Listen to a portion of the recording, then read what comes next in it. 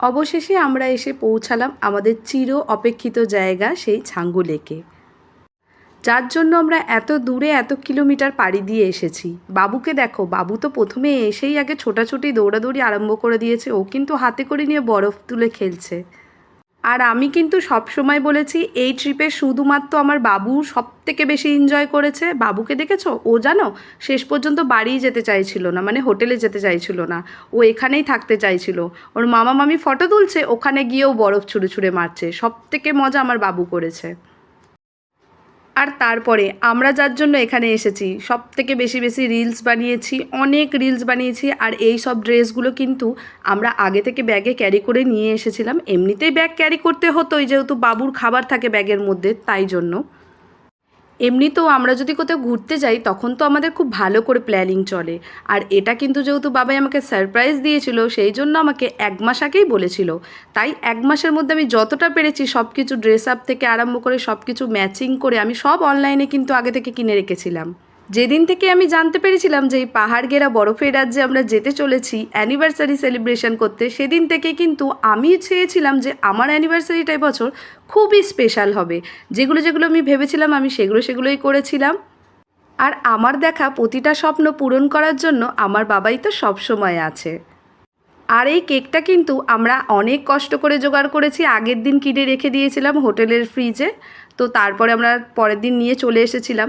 এখানে কিন্তু কেটে প্রথমে বাবুকে দিয়েছিলাম আমি খেতে, কারণ বাবু কেক খেতে খুব ভালোবাসে। আর বাবুর যেহেতু কেক কাটা হয় না জন্মদিনে, সেই জন্য আমরা এবছর স্পেশালি বাবুর জন্য কেকটা কেটেছিলাম, যাতে বাবু আমাদের সঙ্গে কেকটা কাটতে পারে। আর ঠান্ডার কথা কি বলবো, চারিদিকে দেখতেই তো পাচ্ছ বরফ। আর এই লেকটা, এটা পুরো ফ্রোজেন থাকে বরফে, কিন্তু হালকা হালকা এখন জল আছে অনেকটা শেষের দিকে, সেই জন্য। আর বরফ চারিদিকে যেহেতু, সেই জন্য ঠান্ডাটা তো পড়বেই, জমিয়ে ঠান্ডাটাও ছিল। কিন্তু তার মধ্যেও আমার ড্রিমটা তো আমার পূরণ করতেই হবে। কেক কাটিং হয়ে গেছে, তারপর আমার দাদা বৌদি ওরাও একটু করে কেক খেয়ে নিল। ওরা কিন্তু আমাদের সব ভিডিও করে দিয়েছে, প্রতিটা রিলস থেকে আরম্ভ করে সব কিছু। ইচ্ছা ছিল বরফের ওপরে বসে রেড ওয়াইন খাবো, আর সেই স্বপ্নটাও বাবাই কিন্তু আমার পূরণ করেছে। রেড ওয়াইন খাওয়ার জন্য বাড়ি থেকে কিন্তু আমি আগে থেকে গ্লাসগুলোও নিয়ে গেছিলাম। আর আমার তো মনেই হয় না কেউ আগে কোনো দিন এরকমভাবে অ্যানিভার্সারি সেলিব্রেশন করেছে যেরমভাবে আমি আর বাবাই করেছি। আর এই সব কিছু কিন্তু প্ল্যানিং আমি আগে থেকে করে রেখেছিলাম, আমরা কি ড্রেস পরবো না পরবো সব কিছু। আর এই হোয়াইট শার্টটা পরে বাবাইকে এত হ্যান্ডসাম লাগছিল যে আমি সেই 2015-তে ফিরে গিয়েছিলাম, যখন বাবাইয়ের সাথে প্রথম প্রেম করতাম। আর আমি কিন্তু নিজেকে খুবই লাকি মনে করি যে এরকম একজন হাজব্যান্ড পাওয়ার জন্য। হাজব্যান্ড তো পরে, প্রথমে ও আগে আমার বন্ধু, তারপর আমার বয়ফ্রেন্ড, আর তারপরে আমার হাজব্যান্ড। আর সবাই আমাদেরকে অনেক অনেক আশীর্বাদ করো যেন এমনভাবে বাবাইয়ের সঙ্গে সারা জীবন থাকতে পারি আমি, যতদিন আমি বাঁচবো।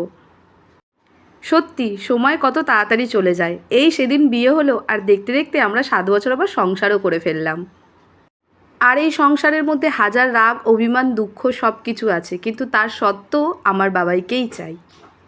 তো কেক কাটা হয়ে যাওয়ার পর তারপরে সবাই মিলে আমরা কেক খেয়ে নিলাম। এখানে কিন্তু আমার দাদা বৌদিকে অনেক অনেক থ্যাঙ্কস, কারণ ওরা কিন্তু আমাদের প্রতিটা রিলস থেকে আরম্ভ করে সব কিছু আমাদের ভিডিও করে দিয়েছে। তো ভিডিও আর ফটোশ্যুট করে নেবার পর এখানে কিন্তু গ্লাসে রেড ওয়াইনটা থেকেই গেছিলো, সেটা আমি খেয়ে নিচ্ছিলাম। আর এই ঠান্ডা ঠান্ডা ওয়েদারে খুব ভালোই লাগছিল। আর এখন সবাইকেই দেখি বরফে গেলে সবাই শাড়ি পরে রিলস বানায় ভিডিও করে, তো আমিও কিন্তু সেই জন্য শাড়ি কিনে রেখেছিলাম আগে থেকে, যে বরফে গিয়ে পরবো। আর এই ভিডিওর মধ্যে দেখতে পাচ্ছ বাবাইকে দেখেছো, বাবুকে নিয়ে কিন্তু দাঁড়িয়ে আছে। এরকম সাপোর্টিং হাজব্যান্ড লাইফে আছে বলেই আমি এত স্বাধীনভাবে এত কিছু করতে পারি। আর এই ভিডিওর মাধ্যমে বাবাইকে বলতে চাই, বাবাই আমি তোমাকে খুব খুব খুব ভালোবাসি, তুমি ছাড়া আমি শূন্য। এখানে ঘোরা কমপ্লিট করে ফেরার পথে কিন্তু আমরা ব্রেকফাস্ট করে নিচ্ছিলাম। এখানে আমার বৌদি নিয়েছিল মোমো, যার দাম নিয়েছিল 100 টাকা। আমি নিয়েছিলাম ম্যাগি, যার দাম নিয়েছিল 100 টাকা। আর বাবাই আর আমার দাদা কিন্তু ডিম টোস্ট নিয়েছিল, মানে 2 পিস পাউরুটি দিয়ে ডিম টোস্ট করে দিয়েছিল, তার দাম ছিল 120 টাকা। এখানে খাবার দাবার থেকে আরম্ভ করে সবই খুব কস্টলি। আর বাবুকে দেখেছো, বাবু তো ঘুমিয়ে পড়েছে, তাই ওকে কোলে নিয়েই খেতে হচ্ছে। শাড়ি পরে তো রিলস বানিয়ে নিয়েছিলাম, তারপরে কিন্তু খুবই ঠান্ডা লাগছিলো, আর সেই ঠান্ডার মধ্যে গরম গরম ম্যাগি কিন্তু খেতে খুবই ভালো লাগছিলো। চলো আজকের ভিডিওটা এই পর্যন্তই, দেখা হবে তোমাদের সঙ্গে পরের ভিডিওতে, ততক্ষণের জন্য টাটা। আর আরও কিন্তু ভিডিও আসছে, দেখতে থাকবে কিন্তু, স্কিপ করবে না ভিডিওগুলো।